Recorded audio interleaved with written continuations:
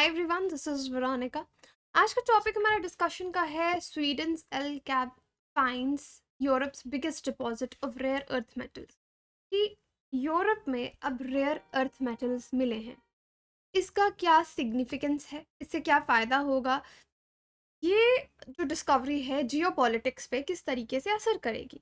तो इस चीज़ को हम एनालाइज करने की यहाँ पे कोशिश करेंगे। बाकी यहाँ पे आप मेरे बारे में जान सकते हैं। This is my Telegram channel जहाँ पे आप मुझसे कनेक्ट कर सकते हैं आप यूपीएससी प्रिपरेशन रिलेटेड किसी भी क्वेरी के लिए। तो now Sweden finds Europe largest deposit, जो मैंने ऑलरेडी बताया, ये आपने प्रिंट मीडिया में ऑलमोस्ट 11-12 जन से ये चीज़ न्यूज़ में है। तो आज हम इसका एनालिसिस वाला पार्ट कर रहे हैं।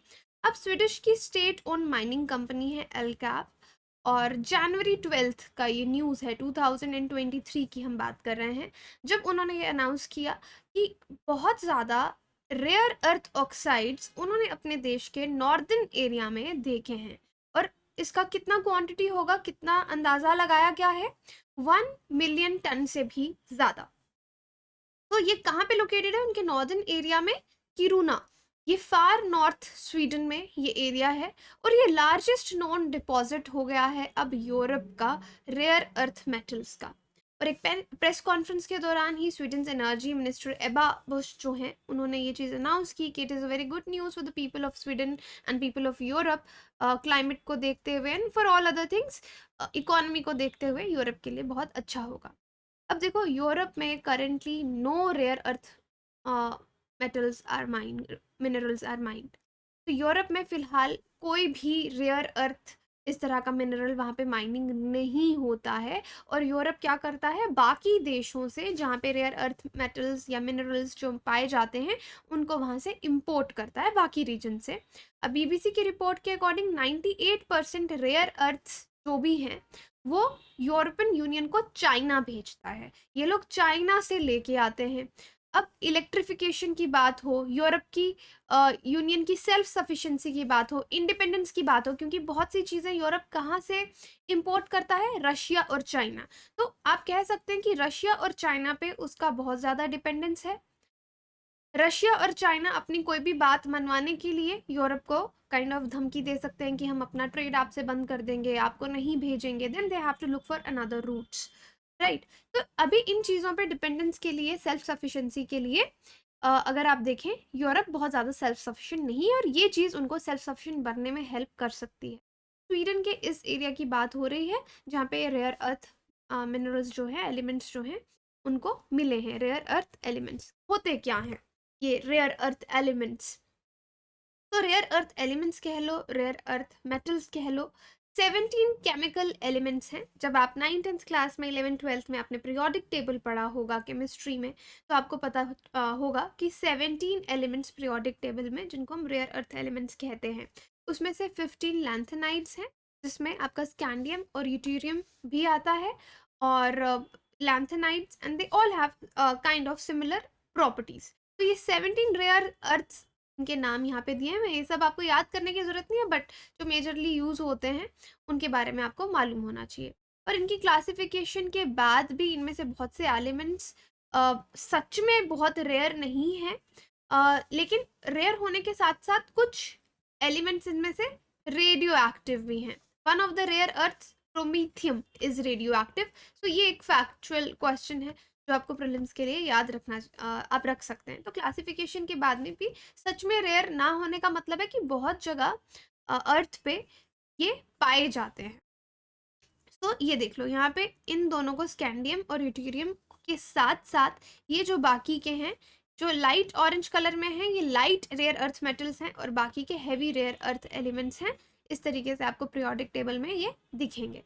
तो these are the full names जो मैंने आपको बता दिया 17 रेयर अर्थ एलिमेंट्स का। क्रिटिकल, एक्सेसिव किस क्वांटिटी में अर्थ पे हैं।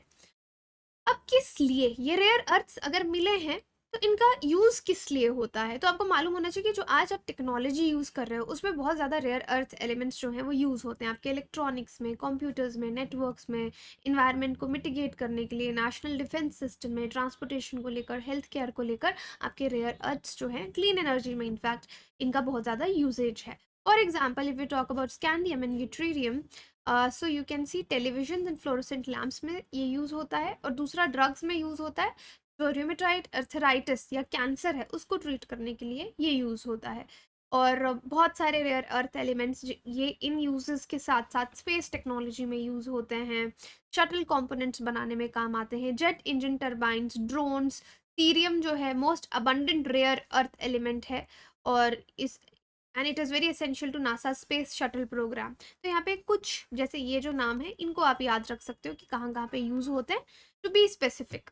और ग्रीन एनर्जी में मैंने आपको कहा ये यूज़ हो सकते हैं, तो एलिमेंट्स लाइक नियोडाइमियम, डेस्पोरियम, ये विंड टरबाइन मोटर्स में यूज़ होते हैं। तो क्लीन एनर्जी में भी आप कह सकते हैं रेयर अर्थ मेटल्स आपके यूज़ होते हैं।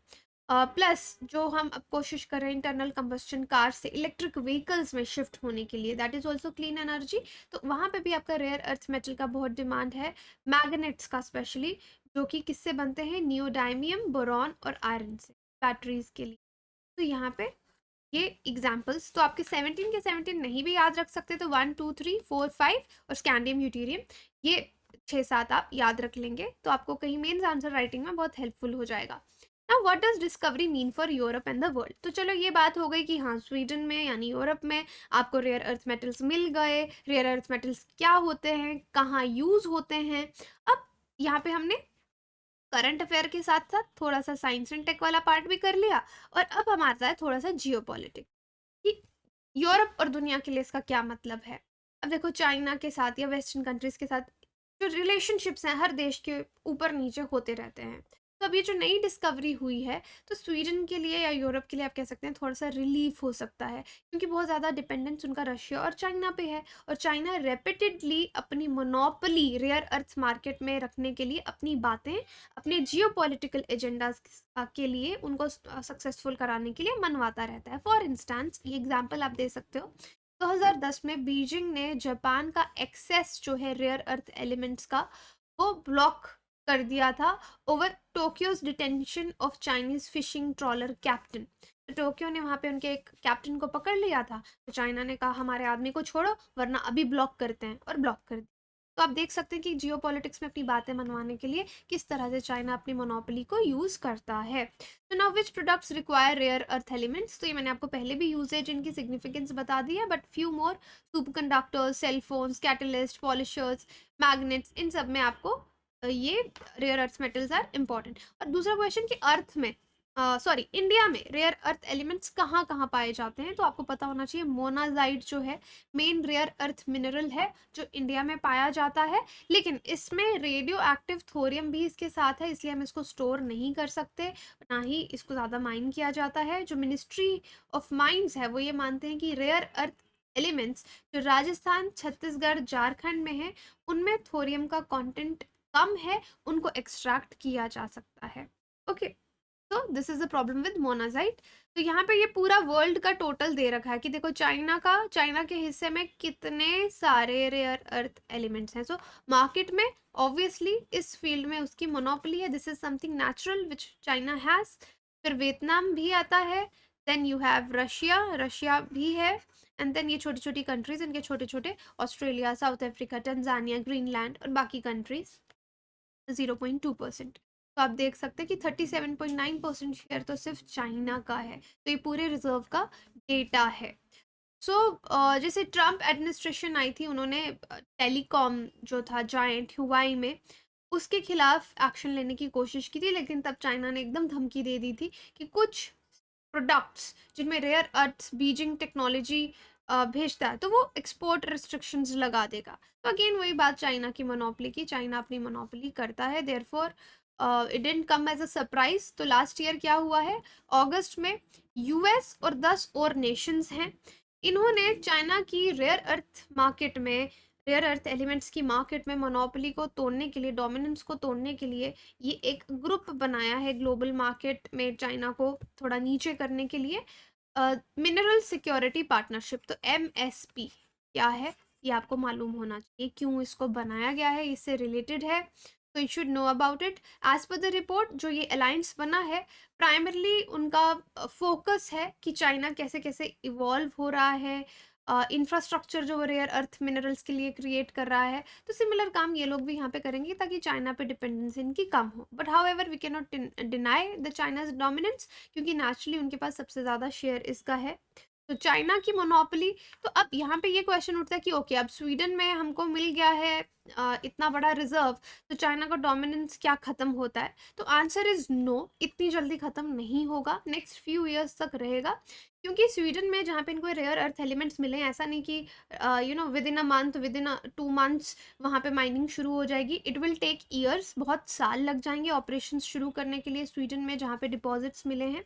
र्यूटर्स की रिपोर्ट को अगर माने, एल कैप ने प्लान किया है कि they will submit an application, एक एप्लीकेशन पहले सबमिट करेंगे एक्सप्लॉयटेशन कंसेशन इन 2023, बट इसमें 10 से 15 साल का समय लगेगा जब तक वहाँ पे माइनिंग जो है वो शुरू होती, और माइनिंग होने के बाद शिपिंग जो है मार्केट में वो शुरू होती। So it will at least take a decade or more then a decade, 10 साल से भी ज़्यादा अभी लगेंगे। तो I hope this answer is clear to you.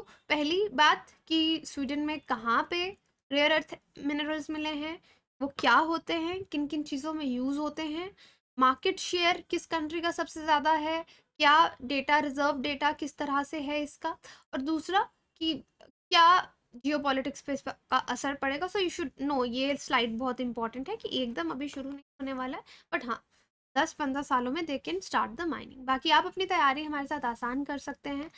This is my code वीरो यूपीएससी। जो भी मैक्सिमम डिस्काउंट अनअकैडमी पे होगा वो आपको मेरे कोड पे मिलेगा। आप ये कोड यूज़ कर सकते हैं और मेरी लाइफ टाइम जब तक आप प्रिपेयर कर रहे हैं आपको मेरा मेंटोरशिप मिलेगा। अनअकैडमी में बहुत से एजुकेटर्स हैं, आपको जो भी एजुकेटर पसंद आए आप उससे पढ़ सकते हैं, क्योंकि यूजुअली ऐसा होता है कि अगर हम कहीं पे एडमिशन लेते हैं, कुछ सब्जेक्ट्स के टीचर्स हमको अच्छे लगते हैं, कुछ सब्जेक्ट के नहीं लगते, but here you don't have that problem.